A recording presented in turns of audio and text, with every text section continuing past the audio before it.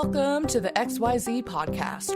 We're three good friends, each from different generations, chatting about the most important pop culture moments from the month and what that might say about the zeitgeist of today. So let's get into it because we have a lot to talk about today. Hello, everybody. Welcome to the XYZ podcast. I am one of your hosts, Gus, and with me today I have Val and Tish. So excited to talk today. Hello. Hi. Look, we're just your everyday internet nobodies, just wanting to have a goof and a gaff. We're silly little somethings. Nuggets? We're silly little nuggets. We're just silly little people who were brought together by a common interest on YouTube, and here we are. I'm obviously old, no, Australian. I'm a Gen X. I'm on the cusp. I'm an Xennial. I'm the end of Gen X, the beginning of Millennials, but I probably identify more with Gen X. That's me. I'm at the end of Millennial and the beginning of Gen Z. I still remember the VHS tapes, and I can't keep up with the Gen Z lingo anymore. And then I'm just your classic Gen Z. You know exactly what you're going to get out of me. So I'm excited for this. Yes. So this is our pilot episode, and we're still kind of like feeling our way around things. And yeah, come along for the ride. I think it's gonna be fun. Is it gonna be fun? Hell yeah. No. I'm joking. It's gonna be amazing.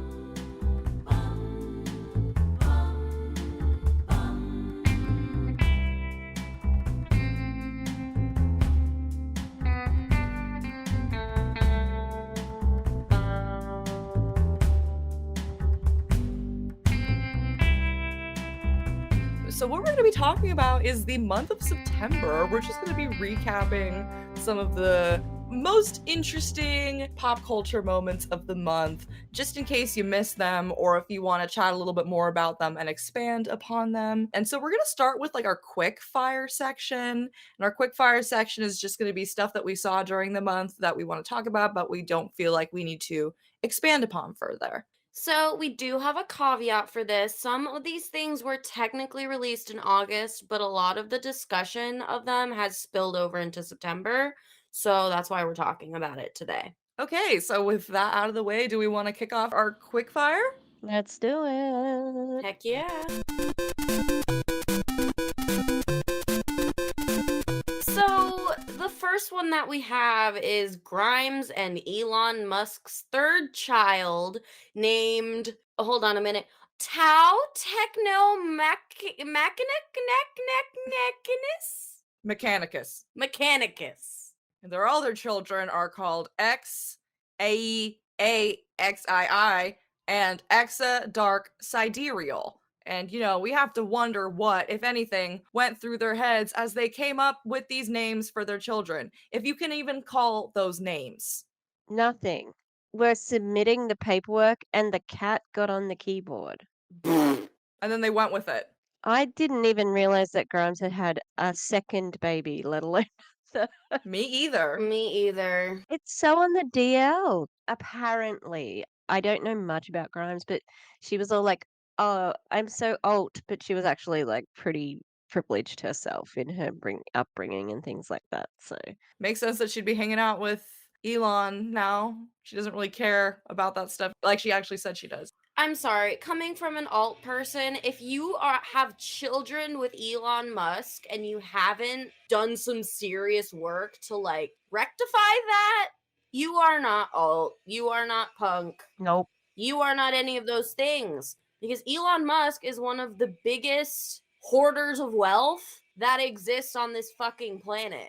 If you're cool with him hoarding all of that wealth and doing all of that, you're not punk. You're not alt. Go away. Quit it. You would have thought that there's perhaps she could send him in the right direction, but no, he's escalating to get worse and worse and worse and worse.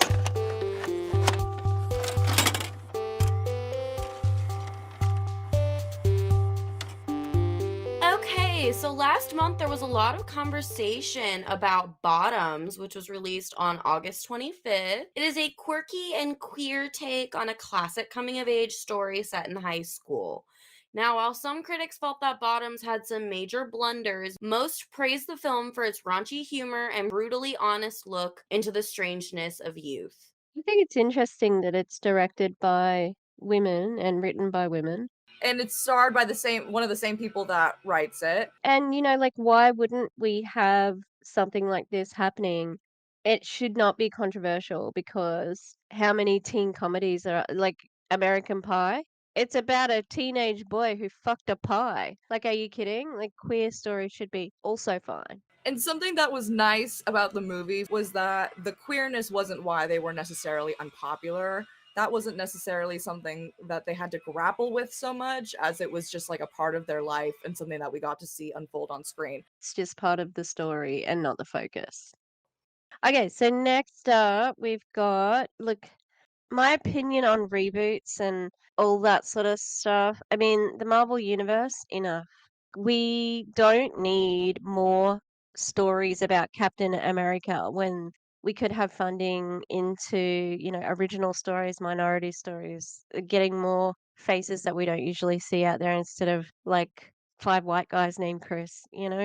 But A Haunting in Venice. So, A Haunting in Venice is based on an Agatha Christie murder mystery. We love a literary reference here. Apparently, and this would make sense that the film's cinematography is incredible, but the story wasn't. Lacking real stakes in the plot and being called dusty. That's an interesting description. Funnily enough, Kenneth Branagh did get really big on the first Thor movie as the director. However, he cut his teeth and he made his bones on Shakespeare.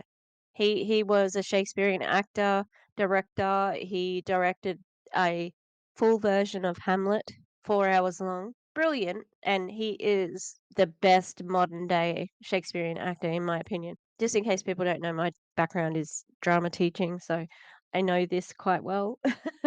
Yeah, so it's interesting that that's where he is now as being like criticized as a film critic. That's disappointing to hear. Have you guys watched it? I haven't. I've seen some stills. They look beautiful, but just from what I read and heard, the main character always felt very safe. The vibe of the movie was trying to do horror when it didn't feel horror enough. Speaking of reboots that probably didn't need to happen, My Big Fat Greek Wedding 3 came out this September. It's set in Greece and it's a family reunion for the family that we met in the first two My Big Fat Greek Weddings. But the film felt empty without the whole family because a lot of family members weren't in this movie. And it just didn't hit the mark of the original films, is from what I'm hearing. Just didn't quite have the same charm. I haven't seen any of that series. We watched the first movie. Do you remember any of it? No. Okay. Apparently, any of that original nostalgia that comes from those first two films is not enough to carry this movie. So, the last movie that we're going to be covering today is Teenage Mutant Ninja Turtles Mutant Mayhem. It came out on August 2nd and still got a lot of attention in September for its stunning visuals, fun voice acting, and the way it harkens to nostalgia without existing for nostalgia's sake. Which is one of the problems that we've been talking about with these reboots, is that they almost just exist to continue the nostalgia when they don't really add anything to the story. But these really felt like they were fun and new and fresh and modern. Speaking as somebody who, like, when that first wave of Ninja Turtles came out, like, Donatello's my boy. He was the one that I like. He could purple. They were very easy to draw, the little mask. And the movie was so fun. Like, that brings back really good memories of, being at high school and things like that and going to the movies. And I can see how that could be a little bit more fun and it's not done to death. Like, we haven't got 17 NT movies.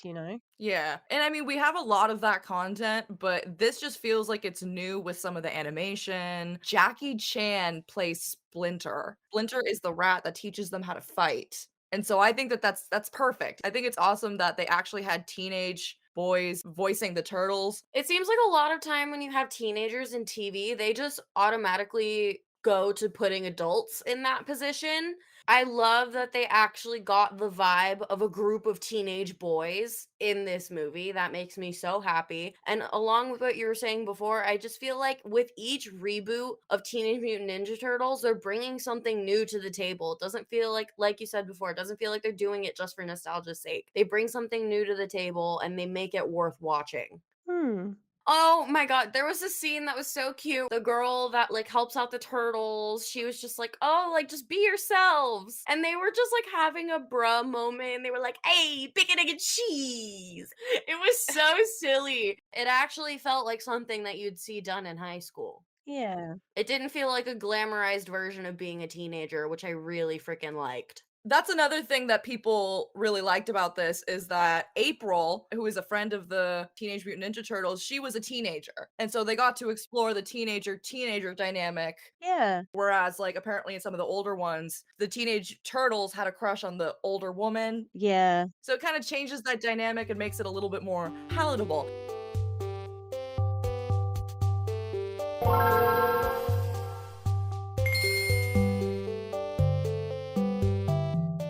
So let's talk about some video games because I love to keep up with what's happening in the video game world.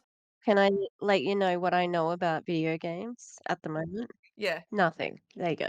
I got you covered. Don't worry. The Sims? People still play The Sims? They Oh, do. people definitely still play Sims. People love The Sims. People eat it up. Watch out, I'm cool. Not like Sims. The first game we're going to talk about is called Palia. It was released on August 10th. Its first patch came out in September, and this game has a lot of patches. September was kind of the first taste of that. Like, oh, there's going to be a lot more content coming out in this game, right? A lot of the people that I follow that love Animal Crossing and Stardew Valley have been playing the heck out of this game. Farming, magic, great interactions with characters. People really like it. They think it's cozy and it's set in a fantasy world. What does a patch mean? I think it's like an addition to the game, so it's kind of like a DLC where it's like, oh, you buy this extra part to like add on to the game. DLCs, you have to pay to add them on. Patches, you just add them on. Oh. The developer just adds them on. So you can do a patch for like a bug. Let's just say the game isn't working in a way, you can do patch to fix a bug. But a lot of these Palia patches are going to be specifically to add more content into the game. Then you can really cater to your audience. You can really say, like, what are people loving? That's a really smart business strategy. It keeps people invested that are still investing into the game. Starfield is a largely anticipated game from Bethesda?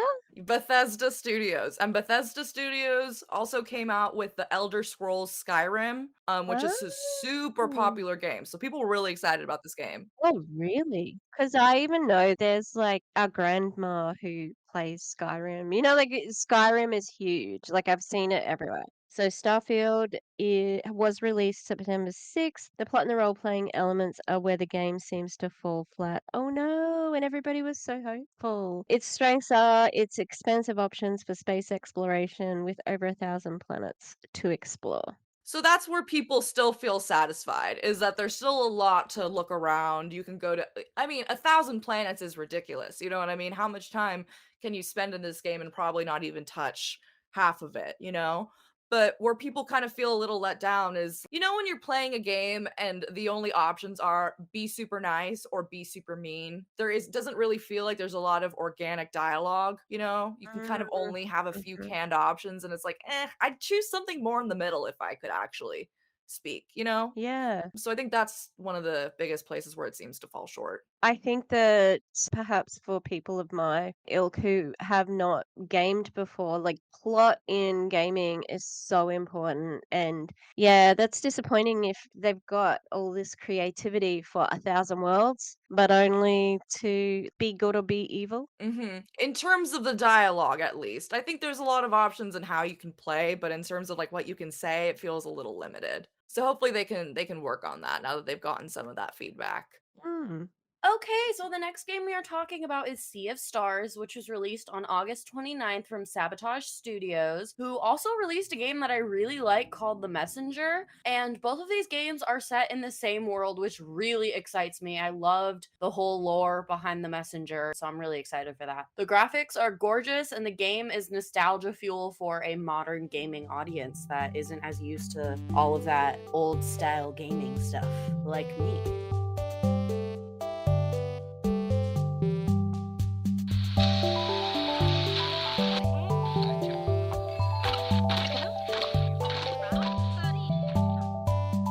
Okay, let's move on to TV shows. This September has been major when it comes to reality TV. I was honestly surprised that all of these shows still have fan bases, but when you think about some of the elements that make these shows work, I think it actually really makes sense. One thing that I think is really important to keeping these shows going is that there's a sense that normal people, people like you and me, can get casted in these shows and become a part of its legacy forever. It's the same format, so you're getting something familiar, but you're also getting something different because all of the stories behind the people that are going on the show is going to be different every season. So I think that's what kind of keeps it Fresh. even though we're going to talk about shows that are on their 45th season. Wow.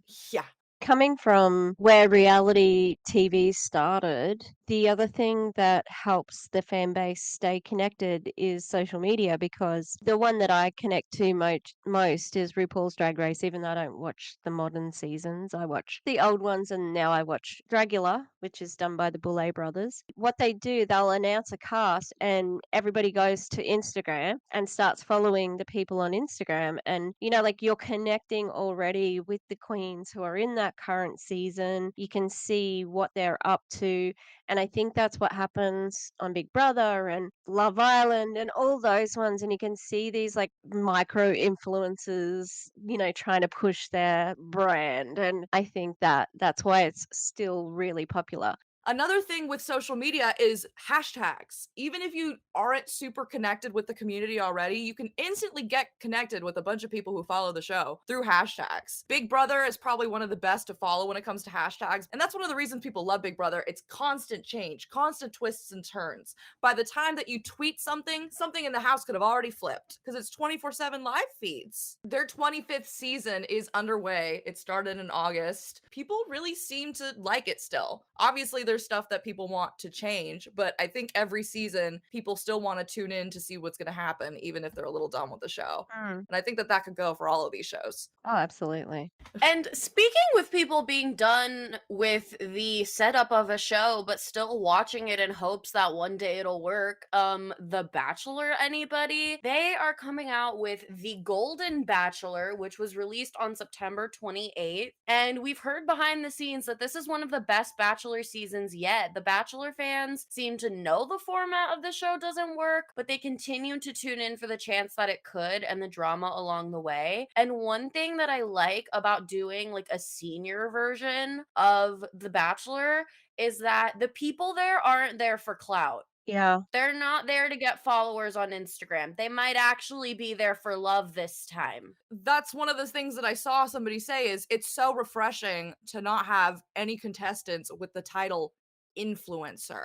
There's nothing wrong with influencers, but there have been so many who have gone through the Bachelor franchise. You know what I mean? That it's just refreshing to not see any. It seems like you've got an ulterior motive for being on the show. Oh, and that's a conflict every season. Why do you think being there for the wrong reasons is something that people throw around all the freaking time when it comes to starting drama on the show? Yes, that's true. You're just here to grow your social media following or whatever, Or you're just here to be the next bachelorette. because that's connected to a lot more clout, money, fame, etc. I don't know. It's also nice that they're like showing a different story. It's not young love anymore. It's not the people that have a million chances to get a date because they're so hot and beautiful and young. Mm. Not to say that the people in it aren't hot. They are absolutely gorgeous, but they're not like the young, spry people that you usually see on dating shows. So it's very refreshing to see a new age group in these dating shows.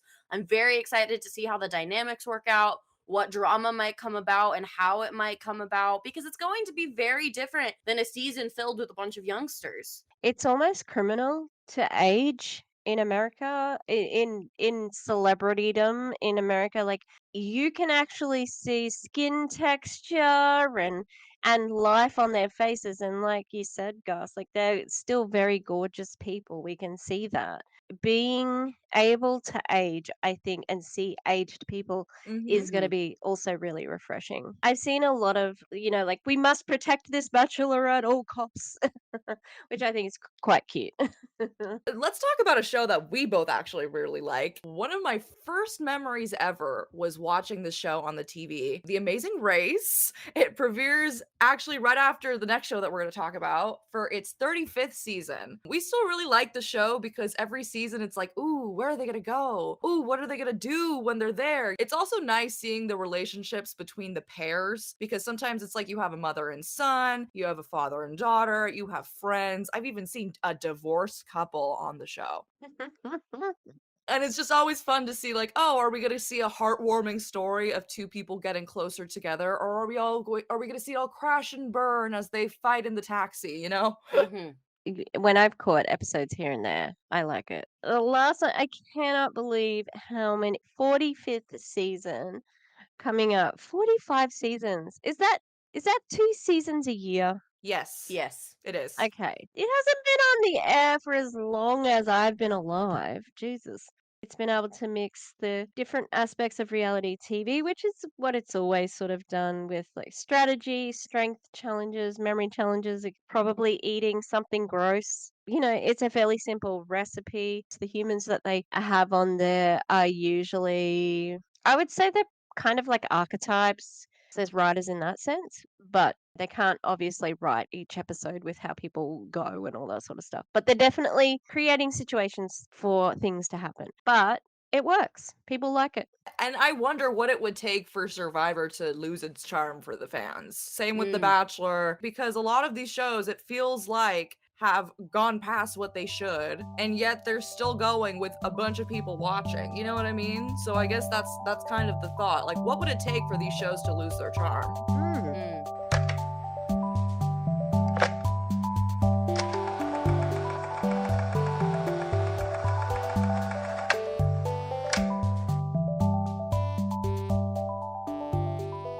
So, another thing that came out is Guts, the album by Olivia Rodrigo, was released on September 8th. While critics and fans alike love it and are definitely looking forward to her Guts tour, I think she has a lot of room to grow. And I know that that's a controversial opinion, but sue me. Disclaimer, don't sue us. Please. I haven't got anything to be sued, okay? I don't have a lawyer. Thank you. They can take your dogs, Tish. Please watch it. Not Minnie. Not Minnie. People really like it, I think, because she's so vulnerable and she's able to capture that experience through her songwriting. Doesn't really, Hit the spot. but I think it could. I'm just not one of those girlies that's completely standing right now. I hate the title Guts. I get it. She's talking about courage, but Or spilling her guts, but it's still kind of, ugh, you know? yeah. So this is fun. So NSYNC released their first single in 20 years. It was a part of the Trolls movie because Justin Timberlake is like one of the lead trolls. But fans are hoping that it is leading to like a reunion tour or more music because they have been meeting up a lot more for interviews, for podcasts. They were on the Hot Ones podcast, which got millions of views. People are still interested in NSYNC. Do you think it's like memeified? Is that why? No, No. genuinely, people are super excited. Okay, okay. Yeah. The troll song it's for the Trolls movie. So It's for a kids movie, so it's not the best thing I've ever heard, but I think it just gives fans hope that okay, they're in a recording studio together. They're a bunch of creatives. Let's see what happens. Yep, yep, yep, yep. Didn't you do a little poll on your Instagram? What was the poll? We have an Instagram, by the way. It's XYZ Pod ZYX. There you go. At Instagram. At Instagram? Yeah, we did an Instagram poll to see if people preferred NSYNC or the Backstreet Boys, and it tied. Really? 43 people voted for each. I am surprised. There you go. And then I asked 2 of my teachers, and they tied it again. Then I asked my physical therapist, and at first she said NSYNC, and then she said Backstreet Boys, and then she said neither because both are prolific. And I think that's the right answer. Oh, yeah, no, poignant. The VMAs took place on September 12th with a mixed reception. I mean, that's kind of par for the course. Like, it's always a bit of a mixed bag. Not everybody agrees, of course. But there were some standout performances. Shakira was a favorite. Did she do a medley? Is that what I'm led to believe here? Like a medley of all her songs? Shakira did a 10-minute medley with her most popular hits. And it's not one of those things where it's like, oh, maybe I recognize like 1 or 2 of these. You knew all those songs. Oh, wow. Bangers and mash, okay? Wow. There you go. Which makes me hope that Shakira is also going to have a comeback moment and release more music. Also, I think Cardi B and Meg Thee Stallion got too much smoke for their performance. It was good. Get off your high horse. Thank you. Until you can twerk like both of those women and do Pac-Man knees, shut up. Thank you. Thank you. Also, Taylor Swift got memed a lot at the VMAs because she was dancing and drunk and having a great white girl time, and everybody thought it was fun and cute. And She was hanging out with Ice Spice. she was, and she was having a great time. So people memed it, and that Ice was Spice fun. looked really good. She did. She always does. Was this post breakup with the gross guy? Yes. Yeah. 1975? Yes. Okay. I think that's it for our, Quick fire. which was not quickfire at all. We No. chatted about all of these. It absolutely was not, but that's okay. We'll work on it.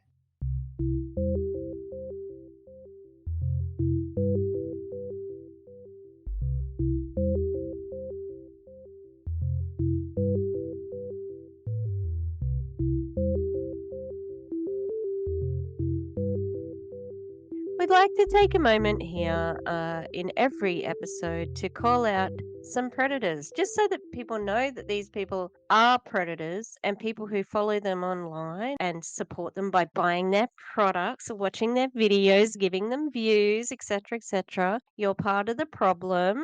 Please stop following these people. So who's on the list? We have James Charles. Self-admitted predator. In his video holding myself accountable, which has now been deleted, but he still held himself accountable and said that he had victims. So next is Colleen Ballinger, who is a absolute coward and is still not addressing anything. So screw you, Colleen. And we're going to talk more about Russell Brand, but Russell Brand, predator. Predator. We also have Kenneth Petty, who is Nicki Minaj's husband. Predator. He just recently got in some beef with Offset, okay? This is long-standing beef because Kenneth Petty, Nicki Minaj's husband, and Offset is Cardi B's husband, and Cardi and Nicki have had beef for years. But so now the husbands also have beef. I guess Offset DM'd something kind of aggressive to Kenneth Petty, and then Kenneth Petty showed up at his house and recorded it and said, I'm gonna hurt you, like you better start planning your vacation or your funeral. And then the judge was like, hey, you're on parole? He got 120 days of house arrest. Oh, in a mansion. Great. But still pretty humiliating that he was trying to pull up and be all tough, and then he ended up on house arrest for that. This is recent news. So they've just arrested somebody for Tupac's murder. Great West Las Vegas police. Took you long enough. Yeah. Can you imagine, right, the Tupac gang wars of the 90s happening in DMs? Oh my god. No. No. Oh, and real quick, Danny Masterson, also a predator, was sentenced to jail for 30 years to life because of the allegations against him that were essentially proven in court. And more victims are coming forward who have, in some senses, similar stories, but in also other senses, different stories. And I will mention that a little bit more when we talk about Danny's good Judy, Ashton Kutcher. The The rise of influencer culture has seen the increased accessibility of celebrity. These superstars can burn bright and maintain that attention, or their viral moment can be gone overnight. However, we still have our traditional celebrities in actors and people in the entertainment industry, and there has never been more of an emphasis on being a good role model. We have seen conscientious celebrities using their fame and money to be good humans. It seems like we've always had that expectation.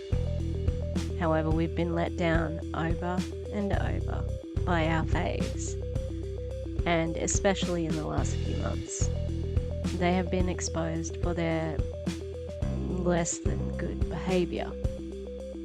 Lizzo, Ashton Kutcher and Mila Kunis, Jimmy Fallon, Drew Barrymore, Russell Brand. They've all fallen from grace in varying degrees. And so it begs some questioning. Are there any good celebrities left? Were there any good celebrities to begin with?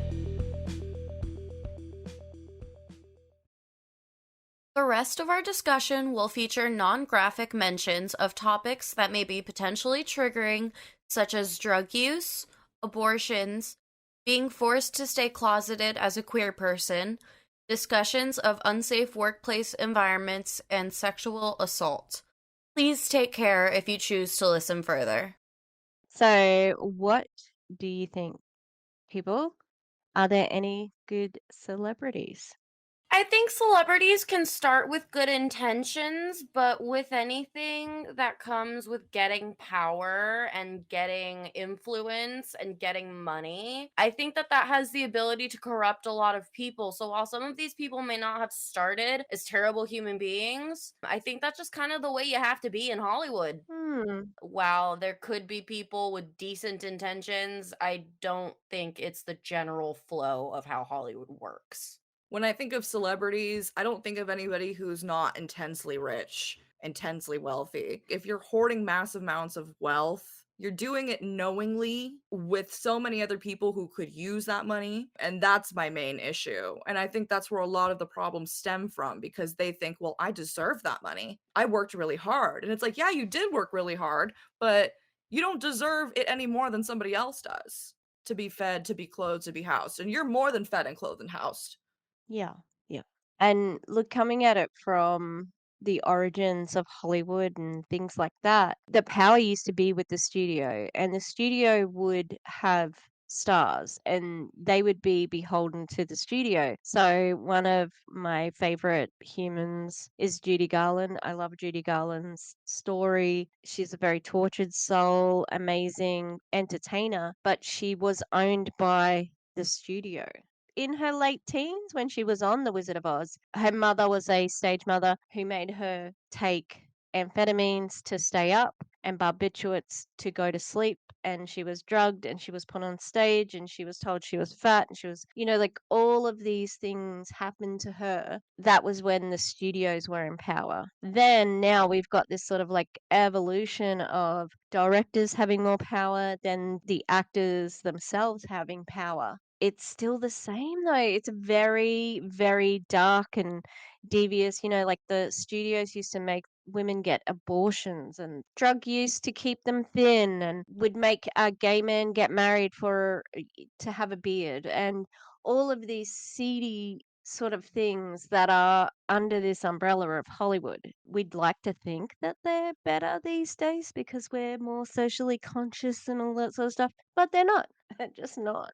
It was not that long ago that Lance Bass had to pretend to be a straight guy to be in NSYNC. And one of the reasons he said that he didn't want to come out was I have 4 other people's career Yeah. in my hands and I could ruin the whole band. And when you were saying all that stuff about being drugged to go on stage and being forced to perform and being called fat, Britney Spears. Oh my goodness, yes. How recently has this been happening to Britney Spears? Mhm. Also, I don't know too much about this world, but I've heard it's really bad. Like the whole K-pop idol stan world with their managers and stuff running their whole lives. Do I know a lot about it? No, but do I know it's bad? Yes. Content farms. Yes.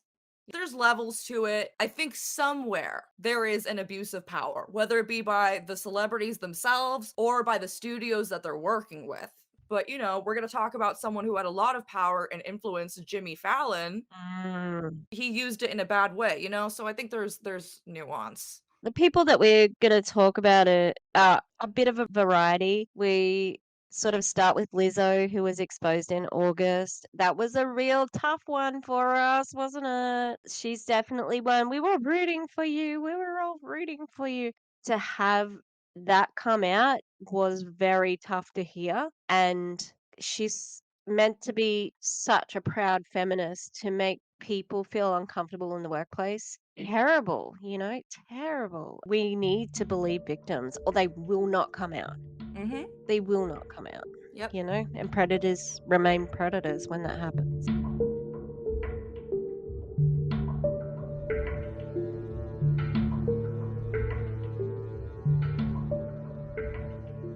And I think that's something that comes up with this first person that we're going to talk about, Drew Barrymore.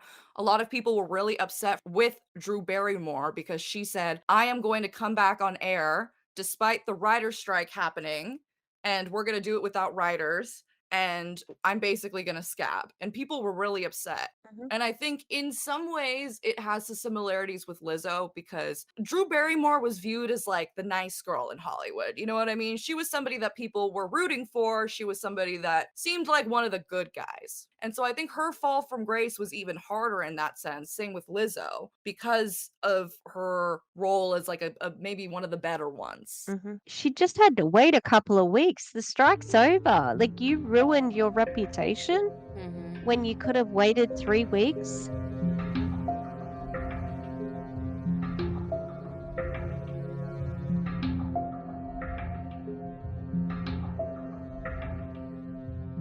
Relating back to Danny Masterson, he's in jail and getting a conviction on rape, amazing. Like, very rarely happens, especially getting 20 years, 20 to life.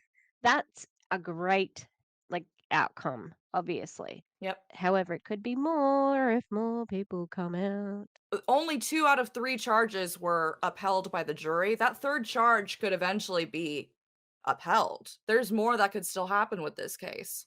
So, speaking of Danny Masterson, Ashton Kutcher and Mila Kunis, who were his co-stars on that '70s show, wrote character letters in support of Masterson to try to lighten the sentence of the ruling.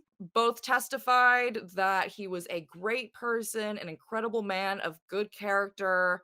A wonderful role model. They talked about how he was a good role model because he didn't use drugs, which I think is really interesting because drugging is a key factor in the Danny Masterson cases. Lots of contradictions. Very glad that the judge was there because the judge basically said all of these character letters in defense of this man goes to show how someone could be deceived, Absolutely.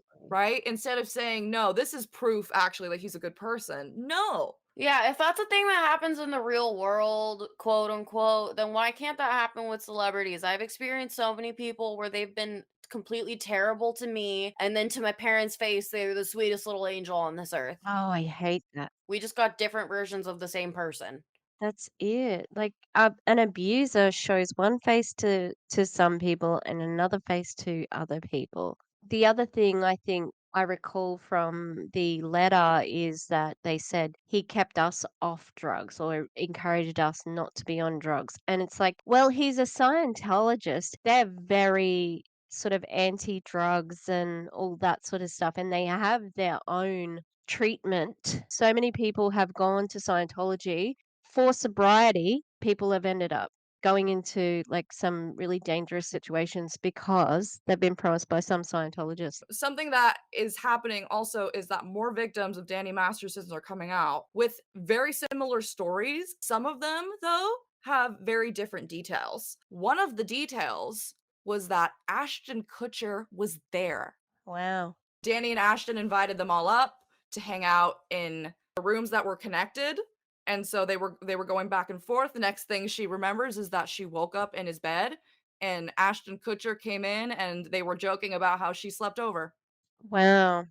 So, yeah, maybe Ashton sees Danny's actual character and doesn't care.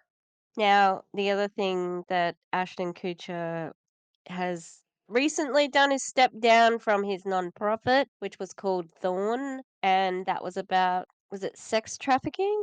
It was supposed to be. It was supposed to be about sex trafficking, but I think there was some conflation between people who were being sex trafficked and like consensual sex workers. And so I think there were a lot of sex workers that were against the organization for that reason. And by supporting Danny Masterson, he put his whole ass out for everybody to see. And now people are looking into what he said and done and what he's. And wasn't there also a story about how Ashton Kutcher waited for somebody to turn 18? Mila He waited for Kunis. Mila Kunis to turn 18. Mila Kunis was 14 when they met.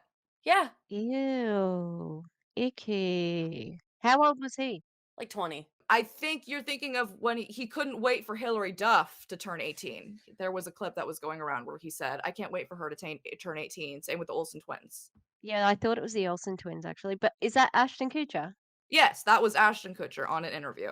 3 different people that he's waiting to turn 18. That's 4, actually, because they were twins. oh, of course. But yeah, it goes to show, some people are more willing to support their victim friends than care about their careers and care about the morals that they claim to be standing about. Yeah, yeah, yeah, yeah.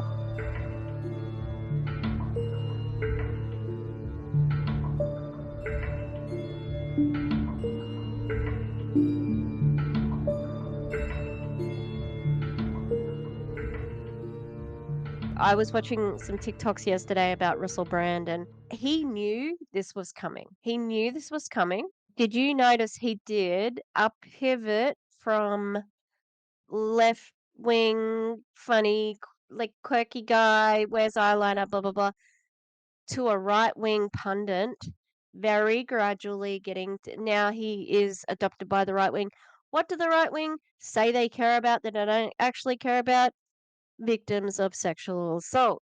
Meanwhile, Russell's been telling his truth, so now he can say things like, they're trying to silence me. He has been cultivating this moment so that he can have his defender saying that they're only going after him because of this. Mm-hmm. It is so fucking sneaky, and we can see what he's doing. Like, I think the majority is the people who can see him for who he is. Again, one of the fall from grace things. I don't think a lot of people thought that Russell Brand was like this great guy versus someone like Drew Barrymore, who is like, oh, we actually really like her. She has a good story. And then she does something kind of bad and it totally destroys her.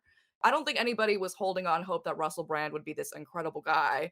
And so when this came out, people that don't really care about that stuff as much aligned with him. Does that make sense? Oh, yeah. Well, one of the comedians who was talking about it said that there's a group chat where the female comedians warn each other.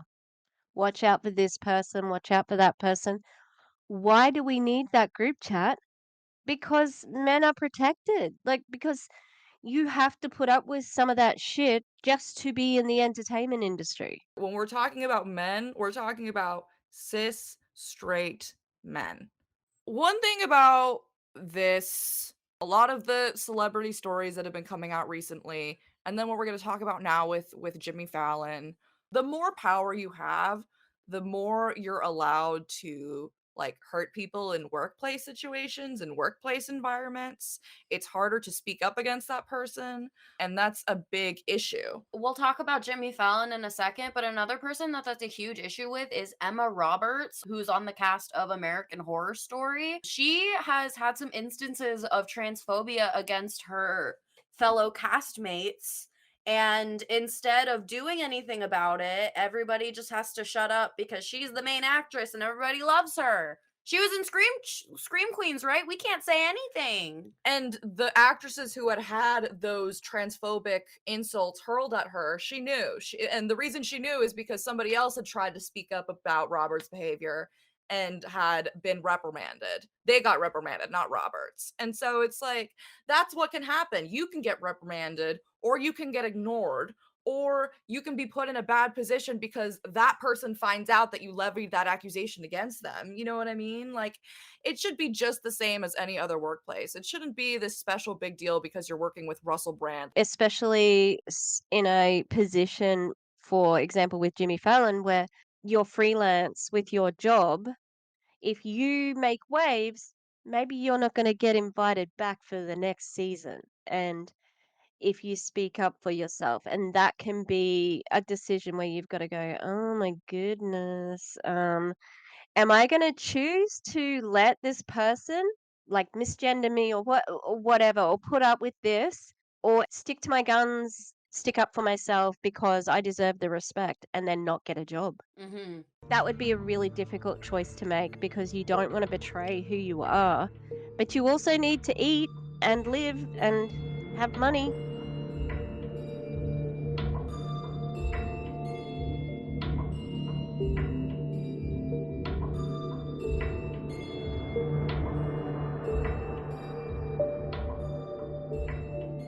And basically, if you don't know what happened with Jimmy Fallon, allegations came out against him for creating an unsafe workplace environment, very similar to the Ellen DeGeneres situation. Very, very similar. And it begs the question, why are these celebrities able to mistreat the people around them? And it's almost accepted by everybody. It got to the point where Jimmy Fallon was berating one of the Q card members in front of Jerry Seinfeld, and Jerry Seinfeld had to tell him, no, apologize. And now, we are not defending Jerry Seinfeld. We know he's a piece of shit. However, if one piece of shit is telling you to calm down, imagine how bad it must have been. And another thing was that they were constantly cycling through showrunners, which is not something that happens. And that's likely because Jimmy Fallon was so erratic.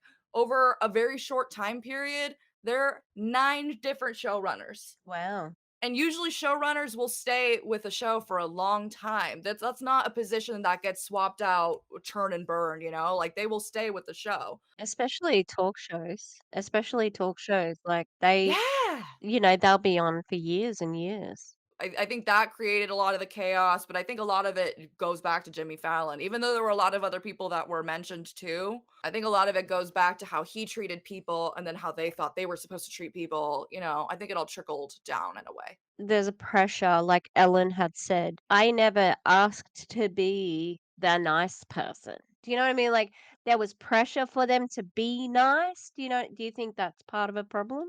Pressure to be nice? Like, for a mean person, there's pressure to be nice.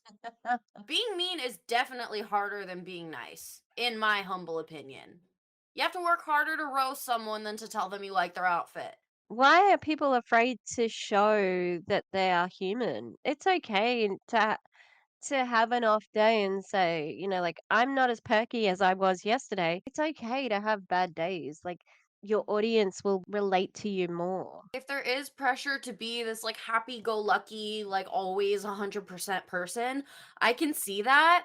I feel like when you have that much power, like no one's going to get mad at you for being slightly less peppy when they love you so much. I know people that went to multiple Ellen DeGeneres shows, had t-shirts.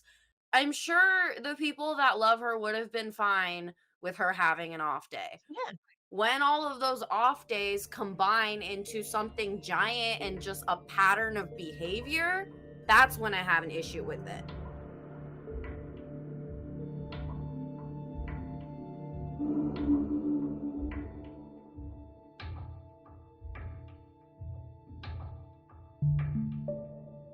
So Dax Shepard, husband of Kristen Bell, general nice guy. He's got a podcast with a woman of color, and it's called The Armchair Expert. I think that's the name of his podcast.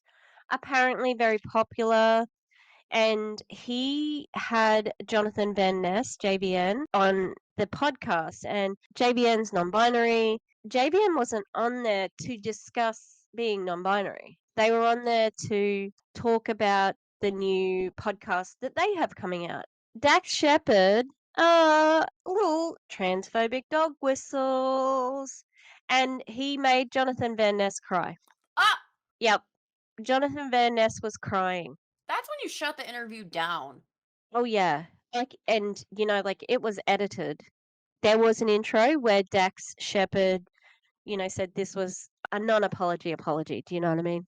A la Colleen Ballinger. Oh, yeah. There was a little disclaimer or whatever.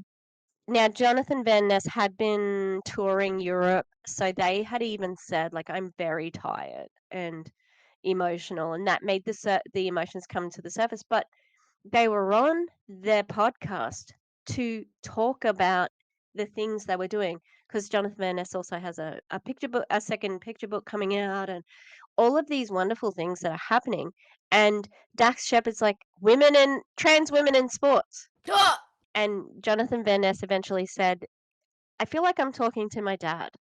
And it had that ring about it, all those transphobic dog whistles of women in sport. And they're going to get hurt more. And la la la. You're supposed to be Kristen Bell's husband, nice guy, liberal left. And eventually, Dax Shepard just kept badgering until they cried. Terrible. Emerging in the next month or so because people have gone back to listen to older episodes of the podcast. So there you go. That's one of the more recent ones. I only saw that on TikTok yesterday. So Hopefully, Jonathan's doing okay, because if you weren't expecting a debate and you walk into a debate, that's got to feel pretty horrible. So I hope they're doing okay. it's an aspect of their personality, but it's not the only thing that they're about. Trans people are not just trans people. Trans people are humans that have stuff going on that, have so much more about them than just being trans. Or non binary, which fits under the trans umbrella. Trans people shouldn't just only be able to talk about their transness. They have other stuff going on, baby doll. It's not a debate to talk about somebody's existence. Yep. Yeah.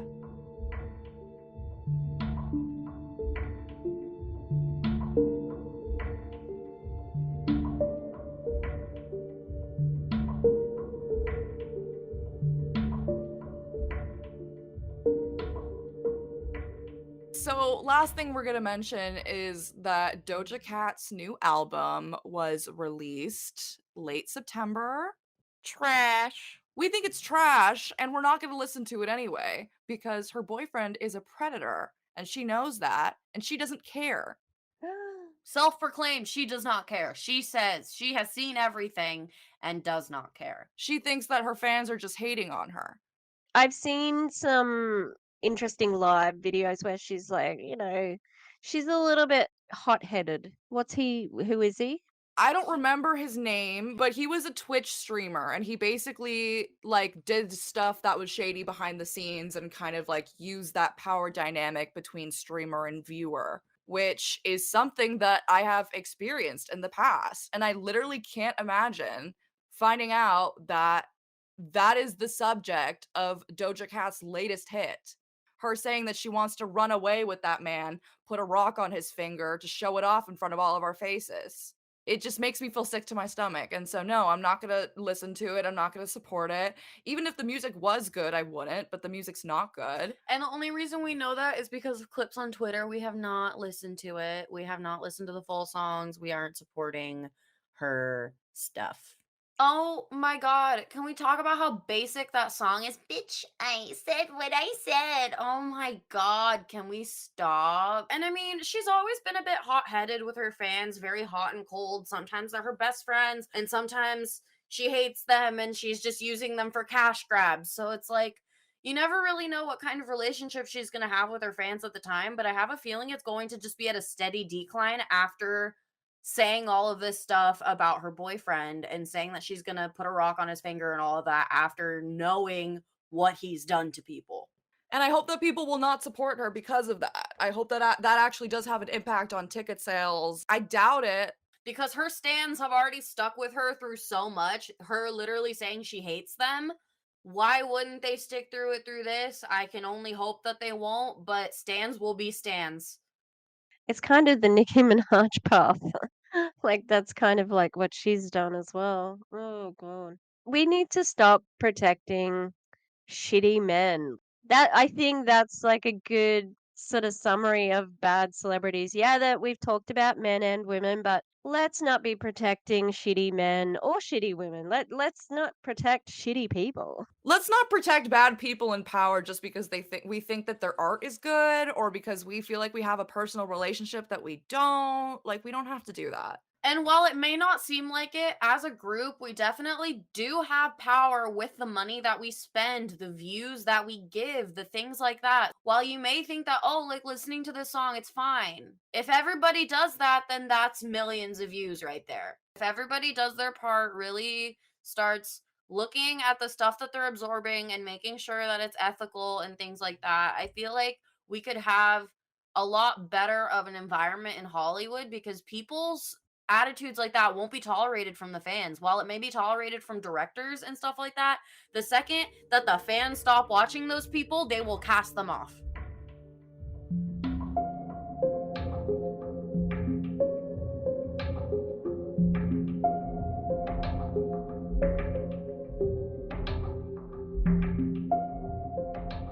And I think that's a good place to end. Thank you both so much. What a great and enlightening discussion. I love chatting with you both as always, but this was great. And stick around next time if you want to find out what happened in October. Yay! Thank you all so much for joining us, and we'll see you next time. Goodbye. Bye-bye! Thank you so much for listening. We'd appreciate it if you left us a rating and told us what you liked about the episode in a little review. We'll see you in the next episode for more laughs and pop culture chats about October.